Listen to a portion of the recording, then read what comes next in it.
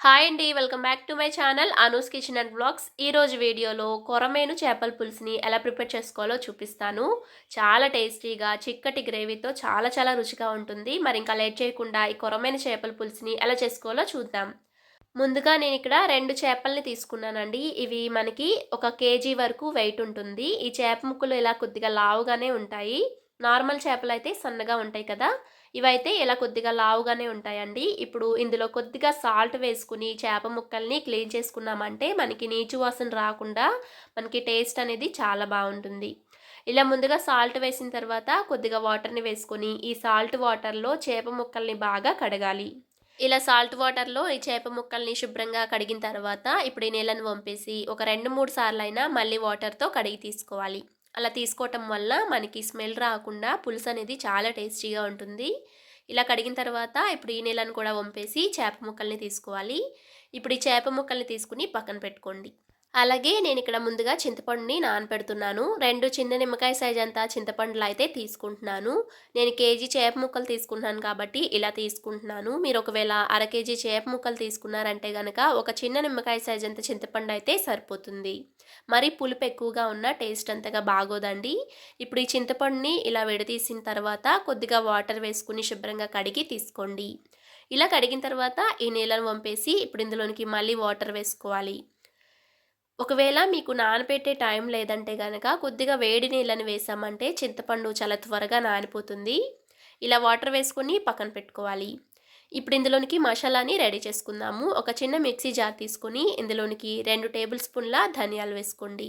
అలాగే ఒక 4 లవంగాలు వేసుకోండి. అలాగే 2 ఇంచుల దాల్చిన చెక్కను కూడా వేసుకోవాలి. మీరు ఇంకొద్దిగా స్పైసీగా కావాలంటే ఇంకొద్దిగా ఎక్స్ట్రాగా ఈ మసాలాని యాడ్ చేసుకోవచ్చు.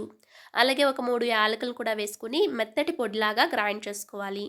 ఇక్కడ చూపిస్తున్నట్టు ఇలా మెత్తగా గ్రైండ్ చేసుకోండి. చూసారు కదా ఎంత పౌడర్ లాగా అయిందో. ఇలా గ్రైండ్ చేసుకున్న ఈ మసాలాని ఒక గిన్నెలోకి వేసుకొని పక్కన పెట్టుకోవాలి. ఇప్పుడు మళ్ళీ అదే జార్‌లోనికి ఒక హాఫ్ టీ స్పూన్ జీలకర్ర, అలాగే పైన పొట్టు తీసిన వెల్లుల్లిని ఒక 10, 12 వరకు వేసుకోవాలి. అలాగే ఒక చిన్న ఉల్లిపాయని ముక్కలుగా కట్ చేసి వేసుకోవాలి. ఇప్పుడు దీన్ని కూడా మెత్తగా గ్రైండ్ చేసుకోవాలి. మరీ మెత్తగా గ్రైండ్ చేసుకోకపోయినా ఇలా కోర్స్‌గా గ్రైండ్ చేసుకుంటే సరిపోతుంది.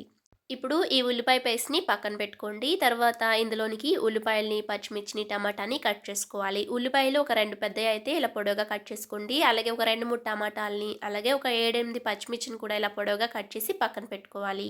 తర్వాత స్టవ్ ఆన్ చేసి ఇలా వెడల్పుగా మందంగా ఉండే కడాయి తీసుకోండి. మీరు కావాలంటే మట్టి కుండలో గూడా ఈ చేపల పులుసుని చేసుకోండి. చాలా టేస్టీగా ఉంటుంది. ఇప్పుడు ఇందులో ఒక 6 టేబుల్ స్పూన్ల ఆయిల్ వేసుకొని హీట్ చేసుకోవాలి. కొద్దిగా ఆయిల్ ఎక్కువగానే పడుతుందండి చేపల పులుసులోనికి. అలాగే పావు టీ స్పూన్ మెంతులు కూడా వేసుకొని ఒక నిమిషం పాటు ఫ్రై చేసుకోండి. తర్వాత కొద్దిగా కరివేపాకు కూడా వేసుకొని కొద్దిసేపు ఫ్రై చేసుకోవాలి.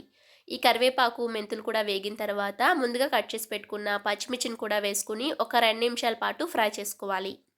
పచ్చిమిర్చి కూడా కొద్దిగా ఇలా వేగిన తర్వాత కట్ చేసి పెట్టుకున్న ఉల్లిపాయలను కూడా వేసుకొని కొద్దిగా బ్రౌన్ కలర్‌లోకి వేగించుకోవాలి. ఇవి కొద్దిగా వేగితే సరిపోతుంది. మరీ ఎక్కువగా వేగక్కర్లేదండి. ఇలా కొద్దిగా బ్రౌన్ కలర్‌లోకి వేగిన తర్వాత ఇందులోనికి ఒక టేబుల్ స్పూన్ అల్లం వెల్లుల్లి పేస్టు, అలాగే ముందుగా గ్రైండ్ చేసుకున్న ఉల్లిపాయ, జీలకర్ర, వెల్లుల్లి పేస్ట్‌ని కూడా వేసుకోవాలి. అలాగే ఒక టీ స్పూన్ పసుపును కూడా వేసుకొని ఈ ఉల్లిపాయ ముద్ద, అల్లం వెల్లుల్లి పేస్టు పచ్చిదనం పోయేంత వరకు కూడా మీడియం ఫ్లేమ్‌లో పెట్టుకొని ఫ్రై చేసుకోవాలి. ఈ పేస్ట్ ఎంత బాగా వేగితే చేపల ఇగురు అంత టేస్టీగా ఉంటుందండి. కాబట్టి పచ్చిదనం పోయేంత వరకు కూడా ఇలా కలుపుకొని ఫ్రై చేసుకోవాలి. ఇలా అల్లం వెల్లుల్లి పేస్టు పచ్చిదనం పోయిన తర్వాత కట్ చేసి పెట్టుకున్న టమాటాలను కూడా వేసుకొని ఒకసారి అంతా కలిపేసుకున్న తర్వాత దీనిపైన మూత పెట్టి టమాటాలు సాఫ్ట్‌గా అయ్యేంత వరకు కూడా మగ్గించుకోవాలి. టమాటాలు ఒక 5 నిమిషాలకి ఇలా సాఫ్ట్‌గా అయిపోతాయండి.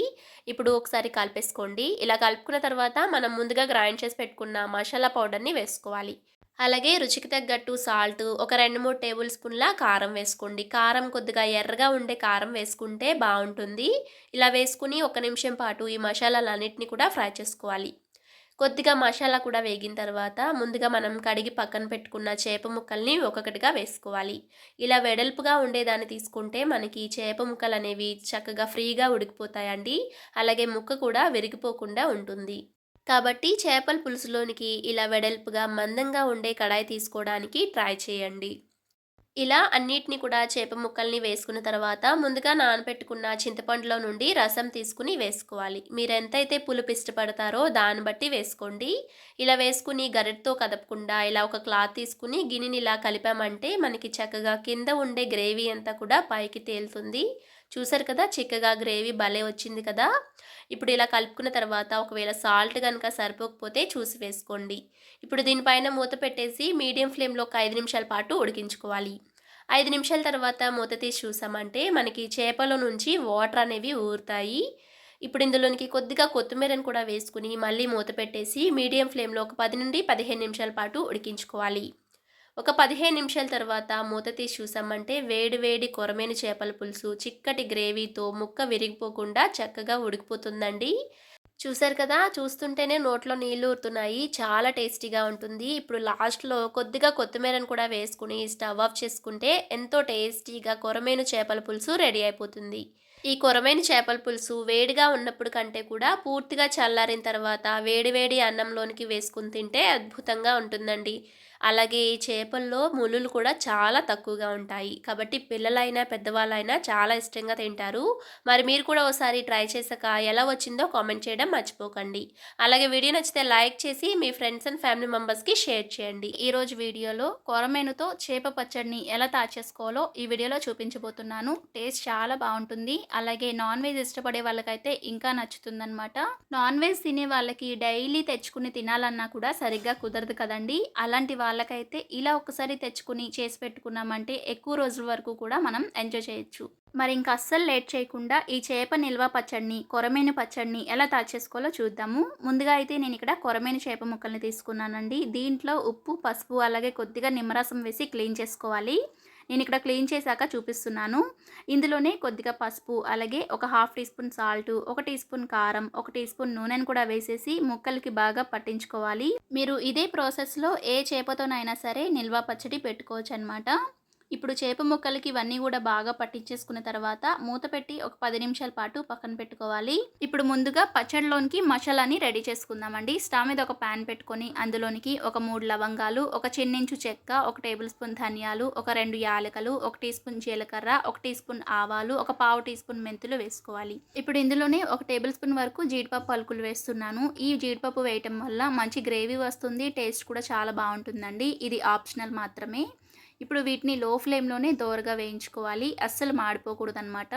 ఇలా దోరగా వేయించేసుకొని స్టవ్ ఆఫ్ చేసి అలా వదిలేయకుండా మిక్సీ జార్‌లోనికి వేసేసి చల్లారబెట్టుకోవాలి. చల్లారిన తర్వాత మెత్తటి పొడిలాగా గ్రైండ్ చేసుకొని పక్కన పెట్టుకోవాలి. మనకి మసాలా అయితే రెడీ అయిపోయిందండి. ఇప్పుడు స్టవ్ మీద మళ్ళీ అదే పాన్ పెట్టేసుకొని ఇందులోనికి 1 కప్పు వరకు వేరుశనగ నూనె తీసుకుంటున్నాను. మీరు కావాలంటే పప్పుల నూనె గానీ లేదంటే గానుగ నూనె గానీ తీసుకోవచ్చు.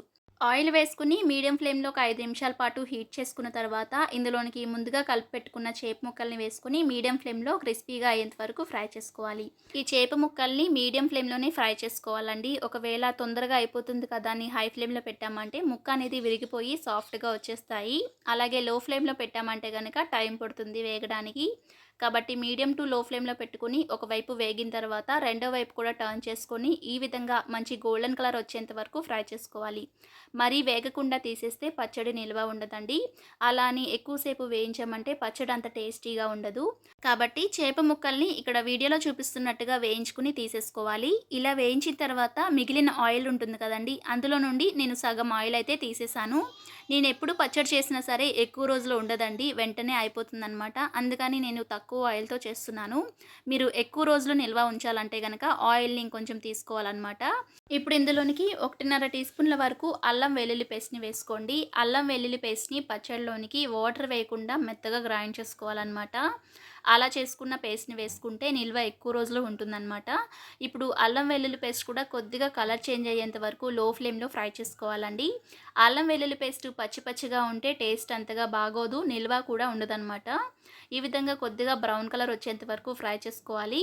ఇలా ఫ్రై చేసుకున్న తర్వాత ఇప్పుడు స్టవ్ ఆఫ్ చేసేసుకొని పక్కకు దించుకోవాలి. స్టవ్ ఆఫ్ చేసుకుని పక్కకు దించుకున్న తర్వాత ఇందులోనికి ఒక హాఫ్ టీ స్పూన్ వరకు సాల్టు, 1:30 టీ స్పూన్ల వరకు కారం వేస్తున్నాను. అలాగే ముందుగా మనం గ్రైండ్ చేసుకున్న మసాలాను కూడా వేసుకోవాలి. సాల్ట్ సరిపోకపోతే మళ్ళీ వేసుకోవచ్చండి. ఒకేసారి వేస్తే గనక ఎక్కువైపోతుంది. కాబట్టి చూసి వేసుకోండి. ఇప్పుడు వీటన్నిటిని కూడా బాగా మిక్స్ చేసుకోవాలి.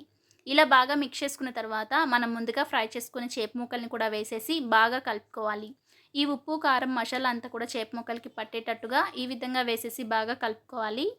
బాగా మిక్స్ చేసుకున్న తర్వాత పూర్తిగా చల్లారనివ్వాలి. చల్లారిపోయిన తర్వాత కొంచెం తిక్‌గా అవుతుందనమాట. ఇలా కొంచెం తిక్‌గా అయిన తర్వాత ఒక 2 పెద్ద సైజు నిమ్మకాయలని తీసుకొని జ్యూస్ తీసి వేసుకోవాలి. మీరు తీసుకునే చేప ముక్కల్ని బట్టి నిమ్మరసం అనేది యాడ్ చేసుకోవాలండి. ఇలా నిమ్మరసం వేయటం వల్ల మనకి పచ్చడి ఎక్కువ రోజుల వరకు కూడా నిల్వ ఉంటుంది. ఈ నిమ్మరసం వేసి బాగా కలుపుకున్న తర్వాత ఇప్పుడు ఒక బౌల్‌లోనికి వేసేసుకొని దీనిపైన మూత పెట్టేసి ఒక రోజు పాటు బాగా ఊరనివ్వాలండి. ఇలా ఊరబెట్టటం వల్ల చేప ముక్కలకి మనం కలిపిన మసాలాలన్నీ కూడా ఉప్పు, కారం అంతా కూడా బాగా పడతాయన్నమాట. నేనిక్కడ మరుసటి రోజు మార్నింగ్ చూపిస్తున్నాను. ఆయిల్ అంతా కూడా ఈ విధంగా పైకి తేలుతుంది. పచ్చడైతే రెడీ అయిపోయిందండి. ఒకవేళ మీకు ఆయిల్ అనేది సరిపోకపోతే కొద్దిగా వేడి చేసి వేసుకోవచ్చు. అలాగే ఉప్పు, కారం ఏమైనా సరిపోకపోయినా కూడా వేసుకోవచ్చనమాట. ఈ పచ్చడి మనకి 2 నెలల వరకు కూడా నిల్వ ఉంటుందండి. మీరు కూడా ఒకసారి ట్రై చేయండి. ట్రై చేశాక మీకెలా కుదిరిందో కామెంట్ చేయండి. వీడియో నచ్చితే లైక్ చేయండి, షేర్ చేయండి, ఇంకా సబ్స్క్రైబ్ చేసుకోవడం మర్చిపోకండి. Thanks for watching. బాయ్.